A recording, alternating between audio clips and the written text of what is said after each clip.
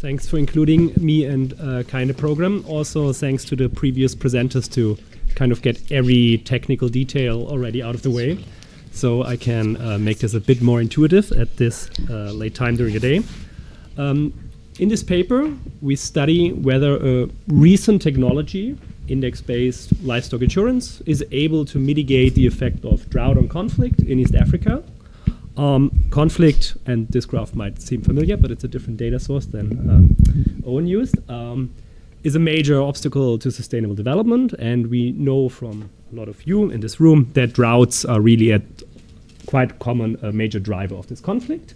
What we want to focus on here is not so much the general opportunity cost effects, but rather incompatible drought mitigation strategies, in this case between what are pastoralists, so this nomadic and semi-nomadic livestock farmers, livestock herders, and sedentary farmers. And the main issue here is essentially incompatible drought mitigation. So if the pastoralists leave their affected traditional grazing grounds too early, they show up at farmers' fields that cannot move out of the way, and you have classical resource competition issue. Pastoralist needs to feed their starving animals, and the farmer has not harvested the field, so one of them will lose, and this is the ideal storm for conflict.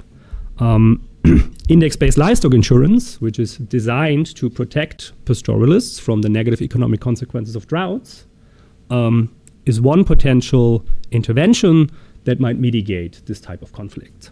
Why is this the case? Well, index-based livestock insurance provides payouts to drought-affected pastoralists based on remotely sensed forage conditions in their traditional grazing areas. This allows to insure this nomadic livestock herders in the first place, because traditional insurance has far too high monitoring costs. You can illustrate this pretty simple. Suppose Owen is an honest pastoralist, Oliver is an insurance broker, and I am a less honest pastoralist. And while Oliver might have a relationship with Owen, and Owen reports his drought loss livestock, even when he migrates, I might just sell my livestock off at some distant market and then claim my insurance money with Oliver, and Oliver has a pretty hard time figuring out where I've been during the year. In this case, this is no longer an issue because the payouts are based on expected livestock loss. So this is calibrated livestock loss based on forage conditions within the traditional grazing areas, so where you would remain if there wouldn't be a drought shock. And so this type of monitoring cost falls dramatically, and we have for the first time an insurance options for this nomadic and semi-nomadic livestock herders. If this works, then we would expect that, all else equal, the experienced drought shock that an insured pastoralist experiences is somewhat reduced, and hence the likelihood of conflict should fall. In essence, linking to the broader talks of today, this intervention could complement more institutional or public policy solutions. We already talked about inclusive institutional agreements or social protection mainly run by the government, public work programs, and the like. This is the roadmap for today, and due to time constraints, we'll only be able to show you a bit on the channels. Let's fix first some ideas. We mentioned this already, that this insurance is provided in the traditional grazing areas of pastoralists. I depict this here in an area in central Kenya. In white, you see the areas where you have mostly communal land use, and this is where these pastoralists mainly graze. In good years, you have also some subsistence agriculture, which is only feasible in those areas because they have a lot of free fertilizer from their animals. You see here free communities, pastoral communities. This is elicited from a paper by Lengriboni et al. That documented this drought migration routes for a given period. You should think not of this as precise routes. These are rather rough corridors, and there's a lot of evidence that they change due to infrastructure investments, due to the drought migration patterns of other land users and the like. And then you see areas that are characterized mostly by other land use. You have parks and forests indicated by the vertical lines, and you have areas that are primarily characterized by sedentary farming and some ranching. These are the horizontal lines, and then some more dense urban areas. Now, based on what I told you, we would expect that during this drought migration, there should erupt some conflict across those drought migration corridors. And if we just superimpose ag-led conflict data during this period, then we observe this striking pattern. Indeed, there's a lot of conflict clustered close to these drought migration corridors. And of course, in line with the general biases in ACLED, we observe more conflict in more dense areas. What is remarkable is that there's very little conflict within the traditional pastoralist grazing areas. And this is due to two reasons. First, if I fed my animals at a given place, even if Owen shows up, there is no more any resource to contest. And we can move out of each other's way. Moreover, usually you have some historical informal relations on how you coordinate where you go. This is no longer the case if you leave these traditional grazing areas for a variety of factors. We already discussed agricultural intensification and the like. Now, the key challenge in our paper is we need to relate the availability of insurance in these primarily wide areas and the drought conditions in those areas to potential conflict mitigation elsewhere. Markedly where those routes kind of enter other land use areas. We're going to leverage two things to do this. First, we're going to leverage plausibly exogenous rainfall data, because while it being an imperfect drought proxy, at least in our study period, it's very unlikely that the land uses affect the rain patterns and also conflict. And we're going to leverage a staggered insurance rollout. So fortunately for us, this insurance was piloted in the north of Kenya and then rolled out in a staggered fashion for a variety of reasons. There were technical challenges in calibrating the index locally, and there were some just basic market frictions. So you had limited cell phone coverage in some areas, and the payouts are primarily administered via mobile money transfers, making it easier to offer this product in areas where you already have coverage. You see here a snapshot from the October 16 to September 17 period.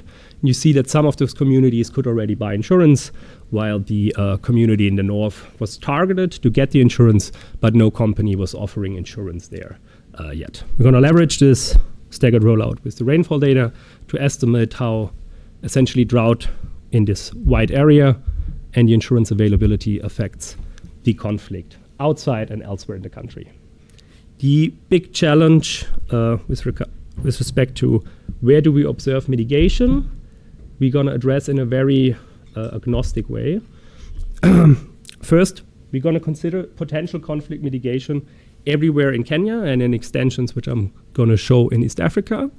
For this purpose, we divide Kenya in 10 or roughly 11 by 11 kilometer grid cells. This is driven by the native resolution of our drought proxy, which is going to be rainfall, and it's comparably small cross-sectional units. I'm going to address this issue in a moment. We're going to observe those units for 12-month periods. We're not going to follow the usual year, so we wanted to follow the full migratory cycles in Kenya, which are divided by 2 rain and dry seasons. It turned out in sensitivity analysis that this doesn't matter at all, but we report now all types of different periods. How you can slice the data here. The outcome, as you've seen before several times today, is an indicator for at least one ACLED conflict event in a cell during a year. And our main variables of interest are, of course, the EBLI availability and the what we call the rainfall deficit, which is just inverted rainfall as a proxy for drought. Think mostly about intention to treat effects here, because the payout data on the insurance is awful. So we have it for some years where we can run 2 SLS regressions. We contact the back insurance companies in Switzerland.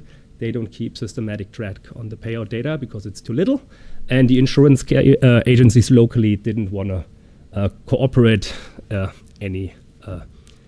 not to a different degree. They were also fairly resistant to offers of money to produce the data for us. Fortunately for people interested in these types of program, the World Bank got involved, and they attached some strings to the money that they spend over the next couple of years. So data quality in this area will dramatically improve. That's at least how we understand it. Some snapshot of the data.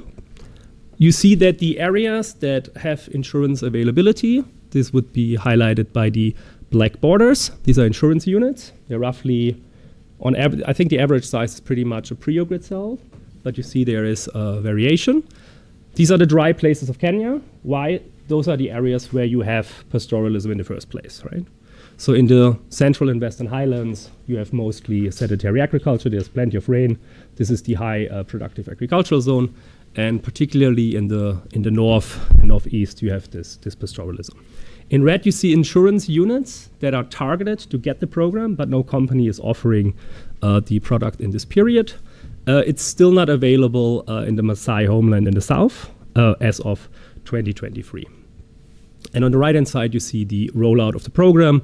It does not follow any obvious spatial pattern, so it's not a clear spread from the origin. Yes? Am I allowed to ask a quick one? You can ask 2 questions if you like. Because so the payout is triggered by vegetation, not by rainfall, Yeah. right? So is there still scope for moral hazard through overgrazing? That we can overgraze now because that's going to show up as less vegetation and we'll get a payout. Or is overgrazing something that's just not going to show up on those maps? Make these maps?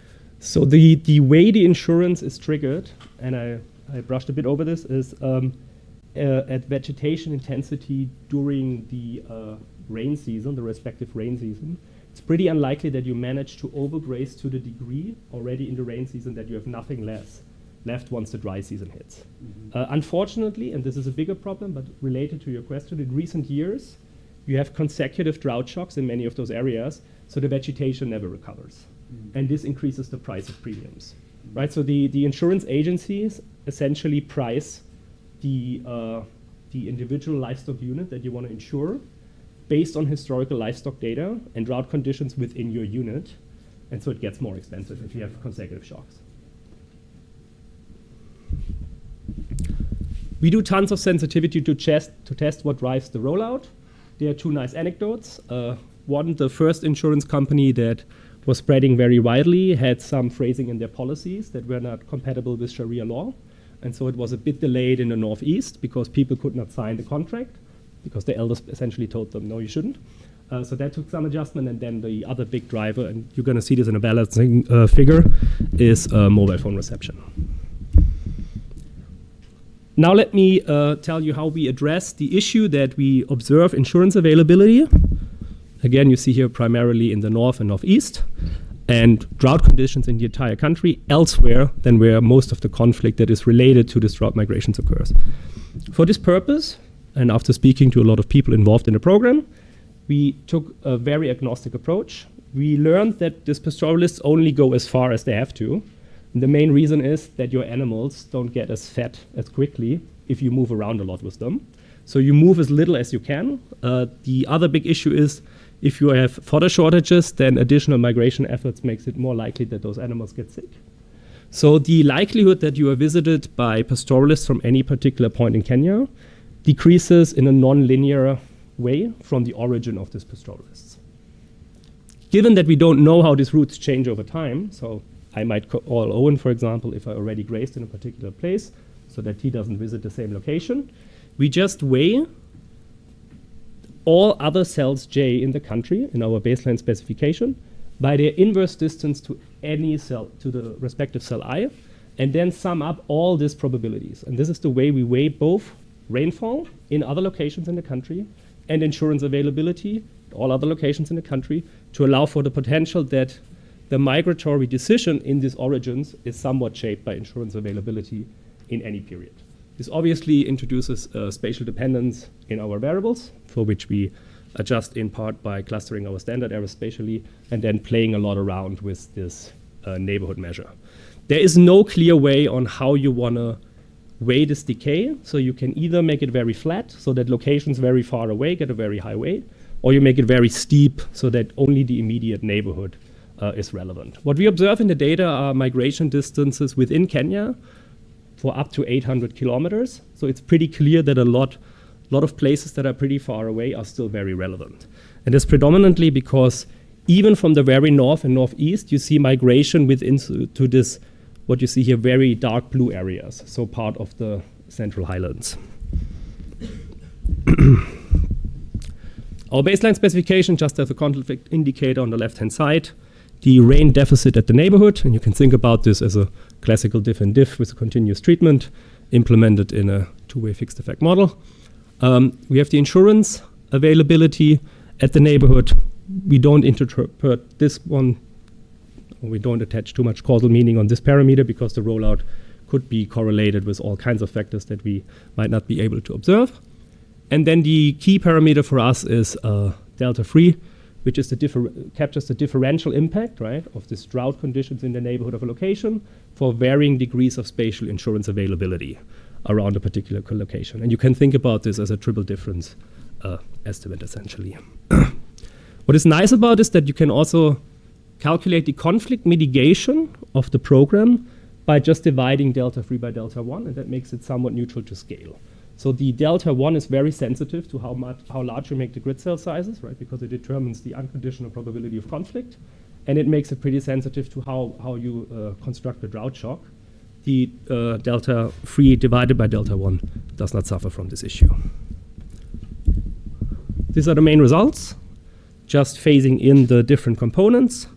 I want to focus you here on column 3, where you can see that a 1% increase or decrease in the weighted neighborhood rain deficit is mitigated by about 25% for 1 standard deviation increase in neighborhood coverage of EBLI. So increasing the coverage in all eligible areas, so if you think about the maximum that you could do in Kenya, would result in expectation for a limiting of the conflict by about a third. This is some back of the envelope calculations that we do in the paper. So it's not going to alleviate the entire issue, but it can contribute to mitigating the somewhat escalating conflict source in the country. We recently, the links don't work, right? No, I can cheat. So we recently investigated a bit more this rollout of the insurance, and we were able to construct some event studies which make us more confident overall that also the insurance seems to be not systematically related to prior conflict or the anticipation of conflict in given areas. There are 2 sources of omitted variable biases that we are very concerned about. Some of them have already been highlighted today. The first one are factors that influence the rollout pattern and timing. And I just showed you the event study, so I'm not going to spend too much time on that. So we're less worried there. The other big issue that we are worried about are other interventions that could coincide with the availability of insurance. And Owen just mentioned already agricultural intensification, but there are also other interventions such as cash transfers to poor households that could somewhat capture the effect that we are actually after. In Kenya, there are 2 prominent interventions that I want to briefly discuss with you. The first one is the Hunger and Safety Net program that provides unconditional cash transfers to poor households. And a lot of those pastoralist households are moved below the poverty line during droughts, which makes them eligible for the program. And then this cash transfers could actually be what we estimate here. Turns out that this is not the case. Neither do we find any evidence that agricultural development aid projects drive our results. And depending on the match or mismatch, we would of course expect that they bias our effects upwards or downwards, but this seems not to be the case. In the paper, we do tons of stuff to test that the results are not driven by any specific way that we measure conflict, periods we construct, or definition of the neighborhoods or cell sizes. I think the most interesting part of the paper are 2 extensions. Before we turn to the mechanisms, the first one is that the effect is indeed substantially stronger in areas that are characterized historically by mixed land use and that are now less available for pastoralists to use. So in this area, the conflict mitigation is most severe from the program. And this is also the areas where we expect conflict to be mostly driven by this type of drought migration. The other issue is, do we have a valid control group? I already mentioned that migratory distances are quite high.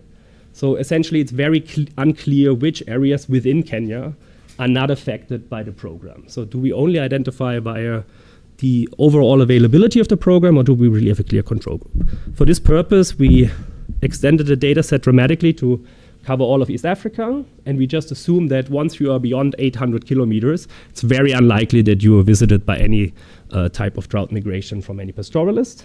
That provides us with a clear control group, which is highlighted here in gray. And we do observe that the mitigation patterns that we observe within Kenya are very similar in the larger sample once we adjust for the different scale of how present EBLI is in your neighborhood, which makes us more confident that this is a general effect that we observe here.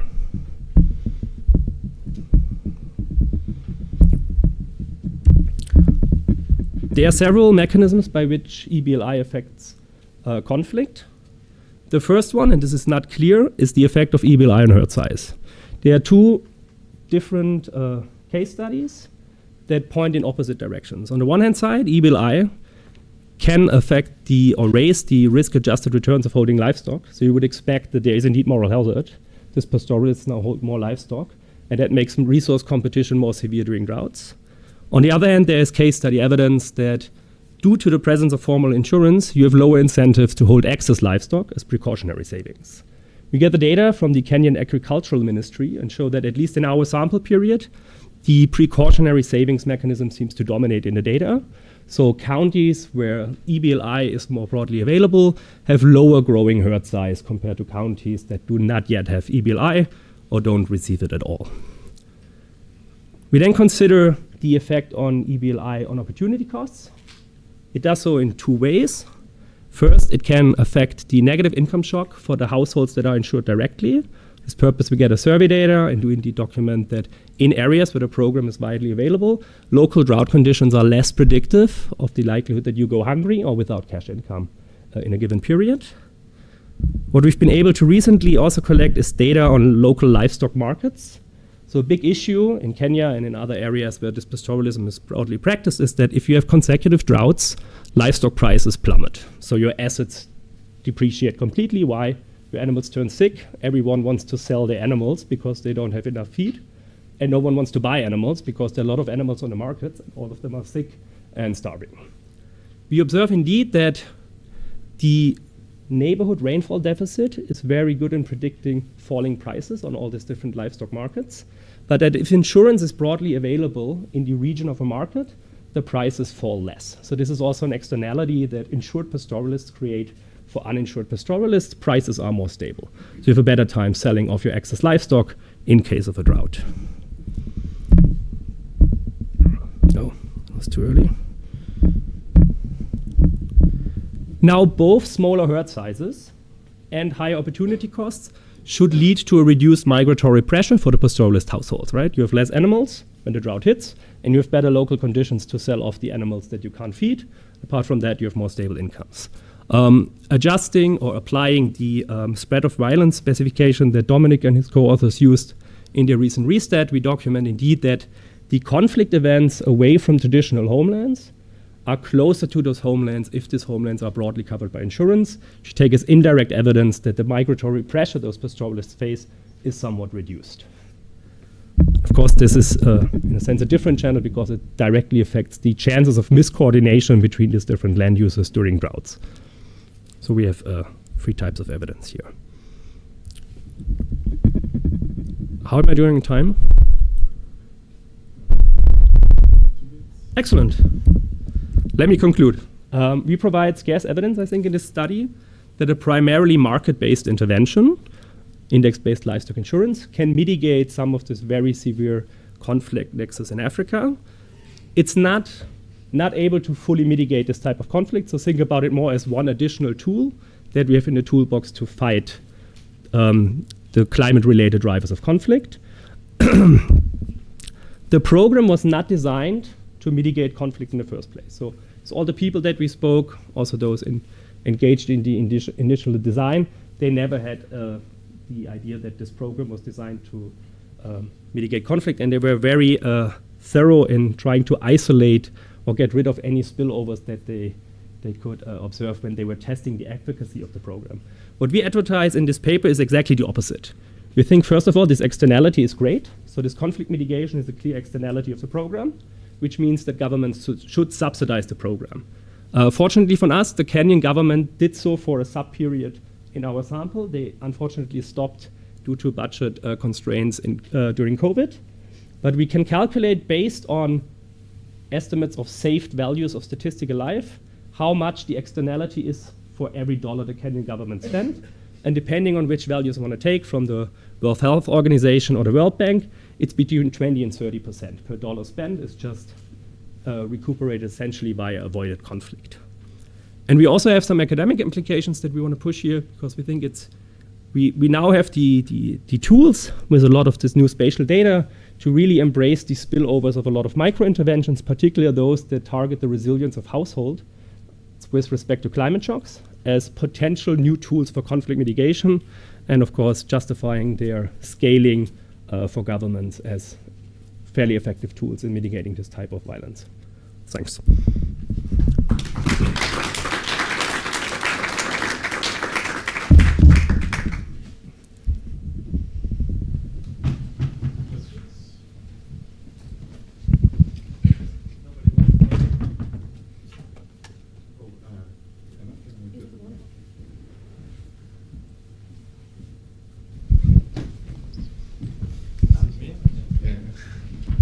Sorry to monopolize.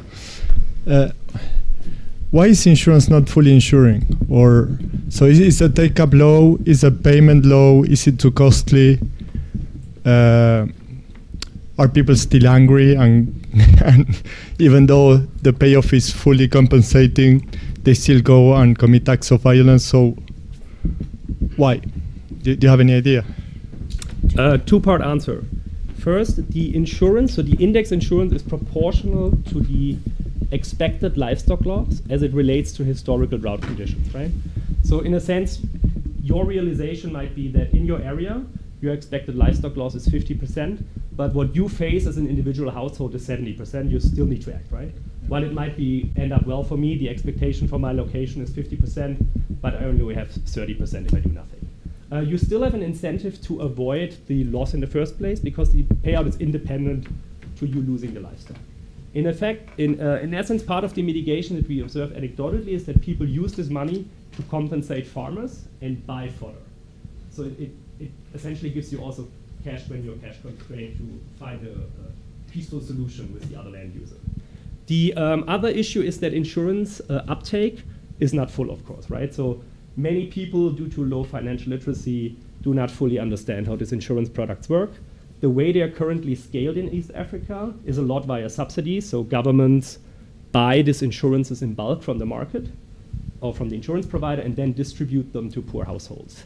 It turns out that there's one benefit via this indirect government intervention, and that is because a lot of these pastoralist households are politically marginalized, they're much more willing to take an insurance policy from a private market, from a private agent, than when the government shows up with whom they have certain trust issues. We also faced this when we proposed to track their cattle with GPS. There was zero compliance in advance. Okay, thanks.